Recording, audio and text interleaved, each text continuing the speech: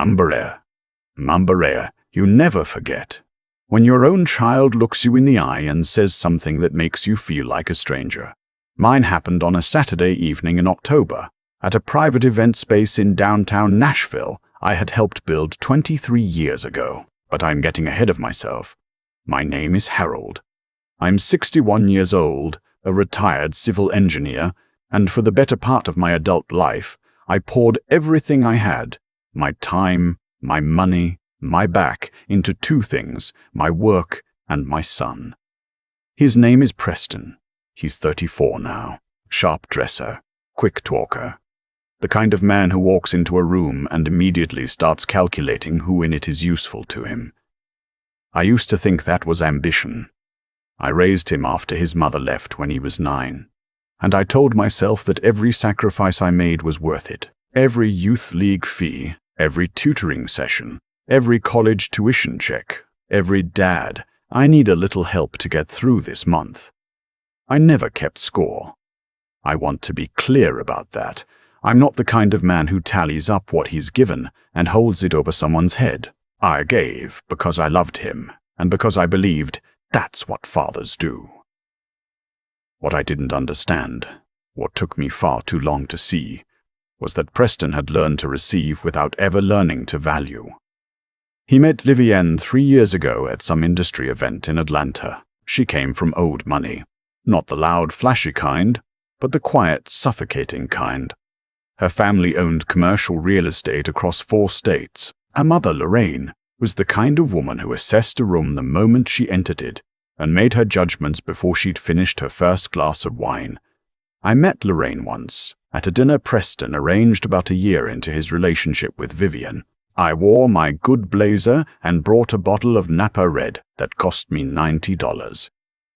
Lorraine looked at me the way you look at a piece of furniture that doesn't quite match the rest of the room. She was polite. She was perfectly, precisely polite.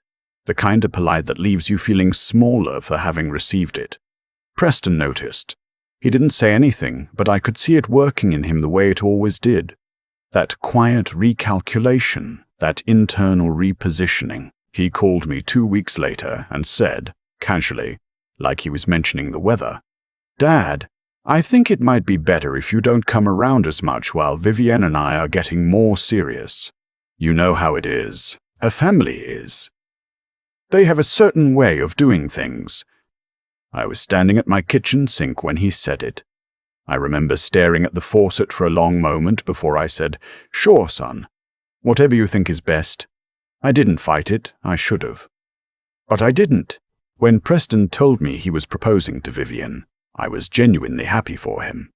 When he called to say the engagement was official, I drove to the florist and had a bouquet sent to them that afternoon. I asked him how I could help with the wedding. He said they'd let me know. 3 months passed. I heard about venues being booked, photographers being hired, a cake tasting in Brentwood, all second-hand, through a cousin who'd seen Preston's posts on social media.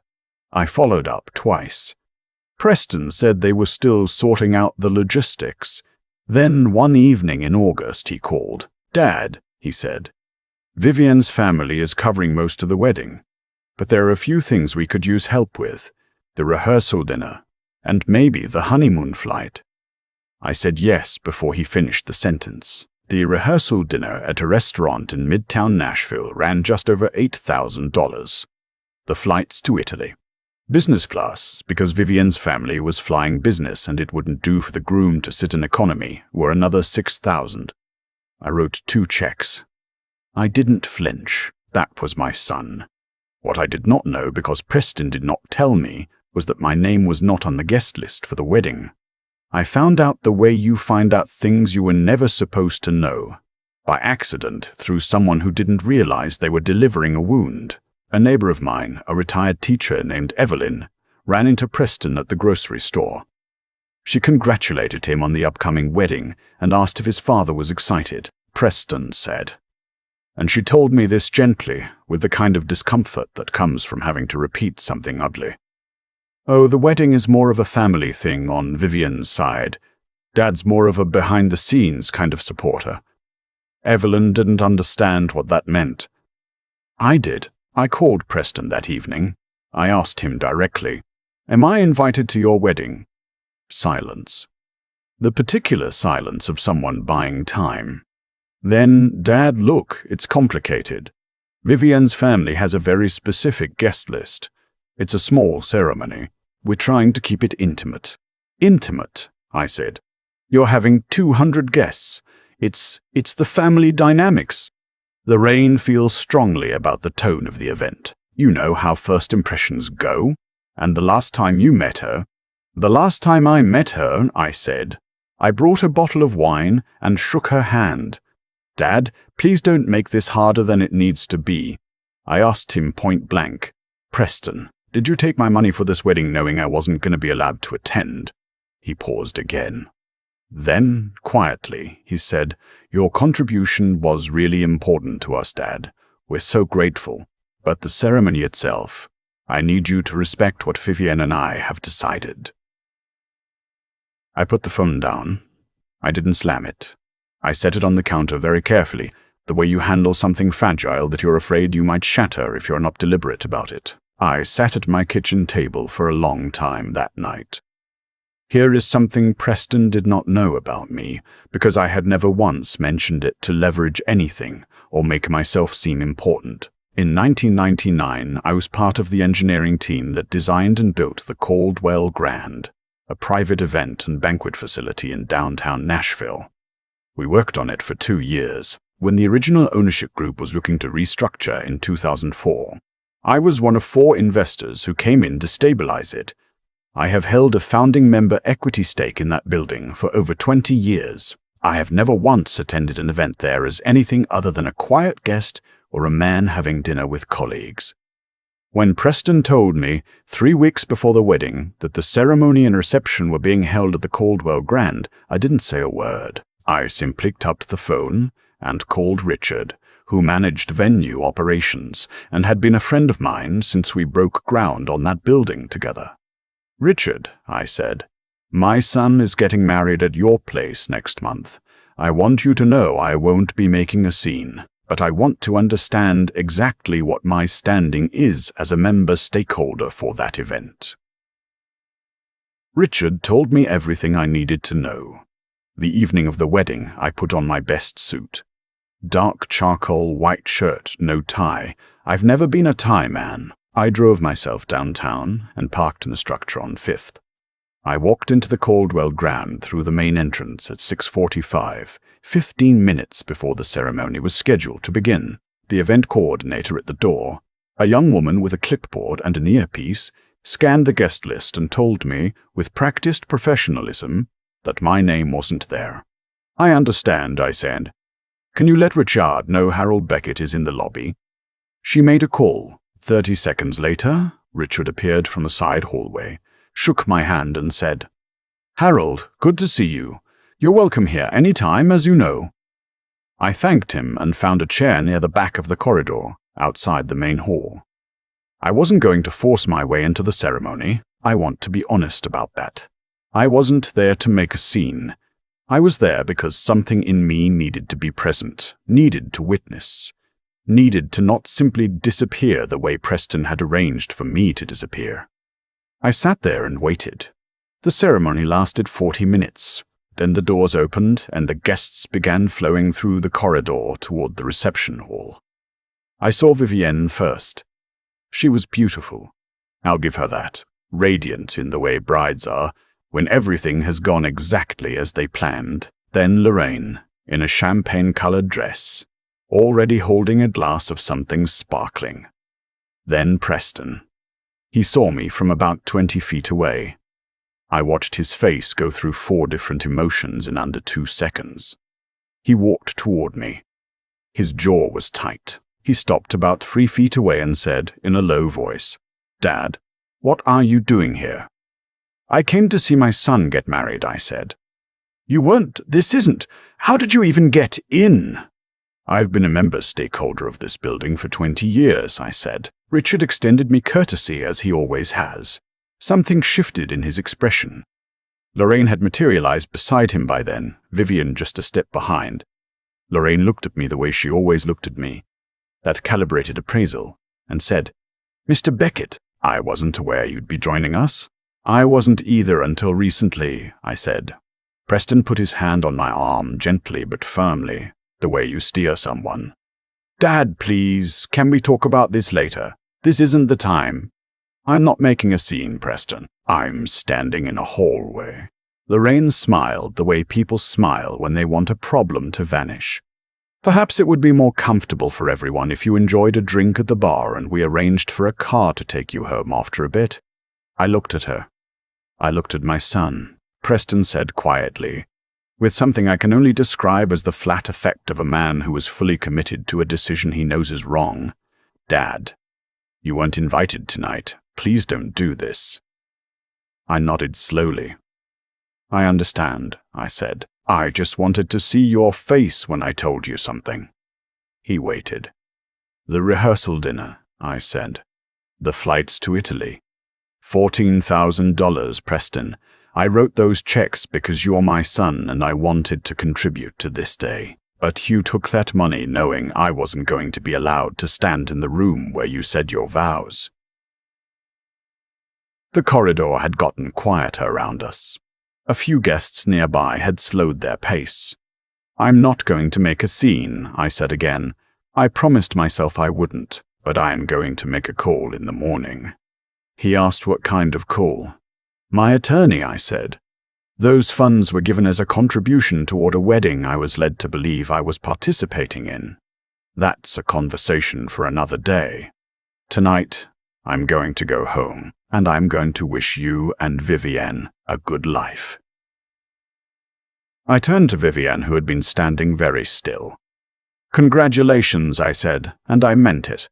Whatever her family was, she hadn't done this. Not directly. I shook Preston's hand. He didn't squeeze back. I nodded at Lorraine, who said nothing, and I walked out through the front doors of the Caldwell Grand into the cool Nashville evening, got in my car, and drove home.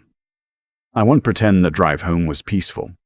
It wasn't. I had the radio off, and I drove in complete silence, and by the time I pulled into my driveway, I had cried exactly once. A short, dry thing that surprised me, like a cough. Then it was gone, and what replaced it was something harder. Not anger. Clarity. I called my attorney the next morning. Her name is Patricia, and she has been my lawyer for 18 years. I told her what happened. I told her about the checks, the circumstances, the conversation in the corridor. She asked a few questions and then said, in her measured way, "Harold, the legal path here is possible, but lengthy. Are you sure you want to go that direction?" I told her I wasn't sure about anything yet. I just wanted to understand my options. Then I called Richard. "Richard," I said, "I need to know, does the Caldwell Grand still have that charitable foundation partnership with the Veterans Housing Initiative?" He said yes. They've been renewing it every year, and the naming rights on the East Conference wing, is that still under the stakeholder committee's purview? He said it was. "Good," I said. "Schedule a committee meeting. There are some things I want to revisit." I didn't hear from Preston for 11 days. When he did call, it was a Sunday afternoon. I was in my backyard, raking leaves. I almost didn't answer. "Dad," he said. He sounded different. The quick talker cadence was gone. "Preston, I've been wanting to call. I waited. Vivienne and I got back from Italy yesterday. It was a beautiful trip." He paused. "Dad, I owe you an apology. I kept raking." "Go on." "What I did. How I handled the money and the guest list and all of it. It was wrong. I knew it was wrong at the time, and I did it anyway because I was trying to manage everyone, and I made the wrong choice. I made the wrong choice about the most important person." I stopped raking. "Lorraine made a lot of suggestions about keeping the event cohesive," he said. I could hear the quotes around the word. I let her because I don't know, afraid of how things would look, afraid of disappointing Vivienne. "You were afraid of how I would look," I said. A long silence. Yes, he said, and that, saying it out loud. I'm ashamed of that, Dad. I sat down on the back steps. The rake leaned against the fence. Preston, I said, I need you to understand something. I didn't spend 32 years raising you so that you grow up and be afraid to stand next to me in a room. I did blue-collar work until I wasn't, and I went back to school at night for 3 years while you were in elementary school, and I built something I was proud of, and I was proud to be your father. I never asked you to brag about me. I only ever asked you not to erase me. He was quiet for a moment. Then, I know. The money, I said. I'm going to table the attorney conversation, for now. But I need you to know that I'm not interested in pretending that what happened didn't happen. You and I are going to have to build something here, slowly, honestly. I understand, he said. I want to do that. And Preston, I said, yeah, Dad. I need you to think very carefully about what kind of husband you want to be, and whether the person you became that night, the person who handed your father $14,000 and sent him home, is the person you want to stay. He didn't answer right away. I didn't need him to. Come over for dinner next Sunday, I said. Bring Vivienne. I'll make my chili. We'll start there. A lot of people, when they hear a story like this, want to know if I got my money back. The answer is no. I didn't pursue it. My attorney said the case would be long, and the damage to whatever remained of my relationship with my son would be permanent. What I did do was different. At the Caldwell Grand Stakeholder Committee meeting 6 weeks later, I proposed redirecting the naming rights on the East Conference wing to the Veterans Transition Housing Project, an organization I'd been quietly supporting for years. The committee approved it. The announcement was covered in the Nashville Business Journal. Preston called me after seeing it. He said, Dad, I didn't know you were involved in that. I said, there's a lot about me you didn't know, son. Lorraine, I'm told, did not take it well that the east wing of the building her family had been quietly hoping to have renamed for their own charitable foundation was now publicly dedicated to housing for veterans. That's not why I did it. But I won't pretend it didn't occur to me. Vivienne, as it turns out, is not her mother. She came to that first Sunday dinner and sat at my kitchen table and ate 2 full bowls of chili and asked me, genuinely, how I had gotten into engineering. We talked for 2 hours. Preston was quiet for most of it. Watching, I think, trying to recalibrate. After dinner, when Vivienne was in the living room, Preston helped me wash the dishes. We stood side by side at the sink the way we used to when he was a teenager. He handed me plates without being asked. She's good for you, I told him. I know, he said. I almost let her family make me forget what good looks like. I handed him the last bowl to dry. Don't forget again, I said. He didn't say anything. He just nodded, slowly, the way men nod when they mean it. I'm not going to tell you that everything is fine now, because it isn't. Not exactly. Not yet. Rebuilding takes longer than breaking. Trust is rebuilt in small moments over years, not in a single phone call or a Sunday dinner. I know that. Preston knows that too, I think. What I will tell you is this. I spent too many years believing that loving someone meant making yourself small enough to fit wherever they needed you to fit, that if you just stayed quiet, stayed patient, kept writing the checks and asking nothing in return, eventually they would recognize it and love you back in the same measure. That's not how it works. And at 61 years old, standing in a corridor in my good suit, I finally understood it. You teach people how to treat you. And sometimes, the most loving thing you can do is to stand still and refuse to be erased. I walked out of that building. I drove home in the dark. And for the first time in a long time, I felt like myself again. That's not nothing. At my age, feeling like yourself again is everything. I've thought a lot about what actually happened. Not the event itself, but the chain of decisions that led to it. Preston didn't wake up one morning and decide to be cruel. It happened slowly, in small surrenders.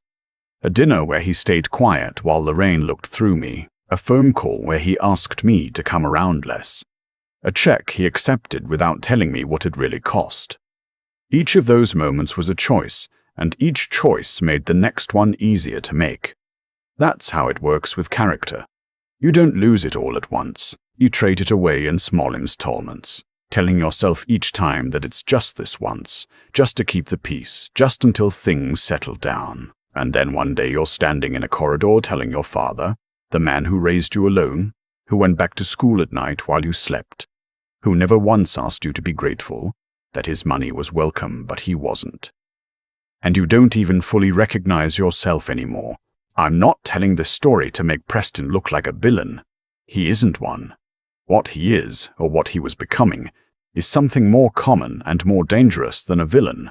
A man who started measuring his own worth by how he appeared to people who didn't actually love him. Lorraine didn't love Preston. She assessed him. There's a difference, and it matters enormously, and it took him standing in my kitchen on a Sunday night watching me wash dishes to start understanding it. What I've learned, what I had to learn the hard way, at 61, standing in my good suit in an empty corridor, is that dignity is not something other people give you. You can't earn it from them, and they can't take it from you unless you hand it over. I walked into that building knowing I might be turned away. I walked in anyway. Not to fight, not to embarrass anyone, but because I refused to simply vanish the way it had been arranged for me to vanish. That refusal was the most important thing I did that entire night. There's a kind of quiet strength that doesn't announce itself. It doesn't raise its voice. It doesn't make threats or cause scenes. It simply holds its ground and lets the truth do the work. I had spent 20 years as a stakeholder in that building. I had spent 32 years as a father. Neither of those things stopped being true because someone decided they were inconvenient. Preston is learning something now that I wish I had taught him more directly when he was young. That the people worth impressing are the ones who already know who you are and choose you anyway, not the ones who require you to edit yourself, to hide your father, to sand down every rough edge until you're acceptable enough for their table. I don't know exactly who Preston will become from here. That part isn't up to me anymore, but I know he showed up at my door with Vivian, sat at my kitchen table, and asked me how I got into engineering. I know he stood at my sink and handed me plates without being asked. And I know that when I told him not to forget again, he nodded like a man who meant it. That's enough to start with. It has to be.